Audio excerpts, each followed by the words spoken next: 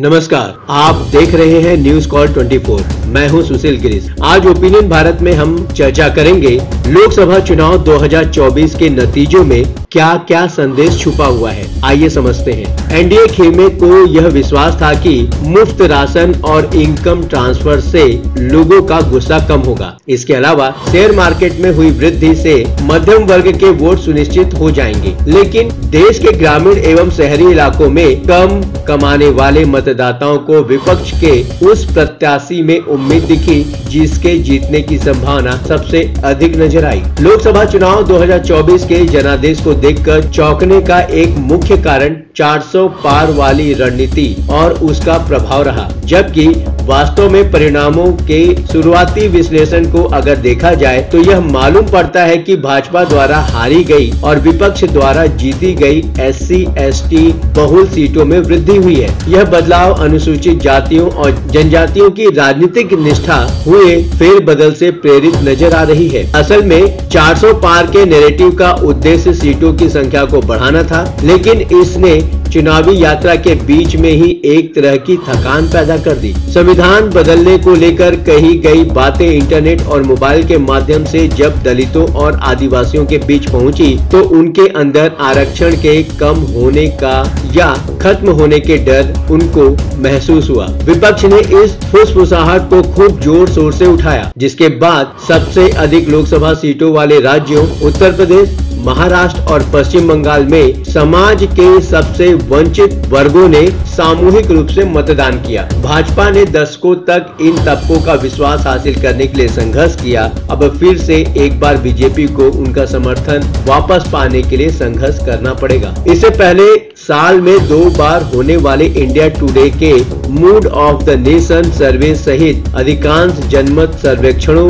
Opinion polls में 2 अलग अलग गति वाली के आकार की अर्थव्यवस्था की बात स्पष्ट रूप से सामने आई थी। एनडीए खेमे को यह विश्वास था कि मुफ्त राशन और इनकम ट्रांसफर से लोगों का गुस्सा कम हो जाएगा। इसके अलावा शेयर मार्केट में हुई वृद्धि से मध्यम वर्ग के वोट सुनिश्चित हो जाएंगे। लेकिन देश के ग्रामीण एवं शहरी इलाके में कम कमाने वाले मतदाताओं को विपक्ष के उस प्रत्याशी में उम्मीद दिखी जिसके जीतने की संभावना सबसे अधिक नजर आई। फैजाबाद में हार, 17 मंत्रियों की हार और जीत के अंतर में कमी से पता चलता है कि आस्था मायने तो रखती है, लेकिन निष्ठा बनाए रखने के लिए यह पर्याप्त नहीं है। बेहतर कल की चाहत रखने वाले नाराज और साइलेंट मतदाताओं ने गुस्से और आक्रोश दोनों का संकेत दिया है। बड़े सौदे में शर्तें लागू वाली बात शामिल होती है। इसी तरह ऐसा कहा जा सकता है कि यह उन बड़े विचारों के लिए भी सही है जिसे अब की बार 400 पार चुनावी अभियान के दौरान संभव माना गया था। GST में पेट्रोलियम को शामिल करने की चर्चा, एक राष्ट्र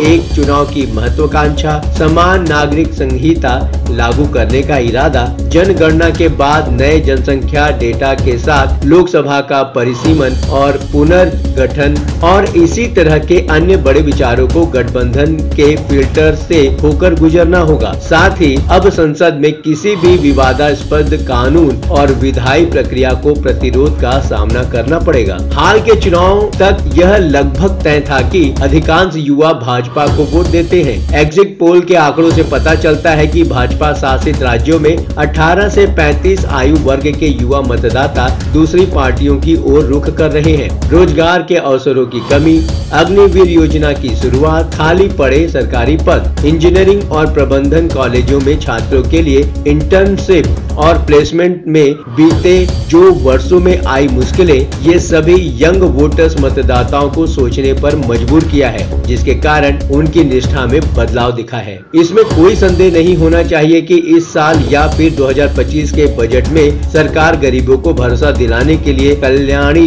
योजनाओं के विस्तार की रूपरेखा पेश करेगी, ताकि उनके बीच यह संदेश जाए कि सरकार उनके लिए काम कर रही है। नतीजों से पहले इस बात पर काफी चर्चा हुई थी कि सरकार भारतीय रिजर्व बैंक से मिले 2.11 लाख करोड़ रुपए का इस्तेमाल कैसे करेगी। इसके बाद यह सुझाव दिया गया कि इसका इस्तेमाल बुनियादी ढांचे के लिए किया जाना चाहिए। अब संभावना है कि बड़े पैमाने पर इसका इस्तेमाल लोक कल्याणकारी योजनाओं के लिए किया जा सकता है। बीजेपी का अपना एक थिंक टैंक है और वो लोकसभा चुनाव 2024 के नतीजों पर जरूर एक बार विचार करेंगे कि कहां कमी रह गई, कहां बड़बोलेपन के कारण उनको नुकसान हुआ, बीजेपी के नेताओं के बड़बोलेपन के कारण नुकसान हुआ। आप अपनी राय हमें कमेंट के माध्यम से भेज सकते हैं। अभी तक आपने हमारे इस चैनल को सब्सक्राइब नहीं किया है तो कृपया इस चैनल को सब्सक्राइब करें, फॉलो करें और नोटिफिकेशन में जाकर ऑल का ऑप्शन दबाना बिल्कुल न भूलें। नमस्कार।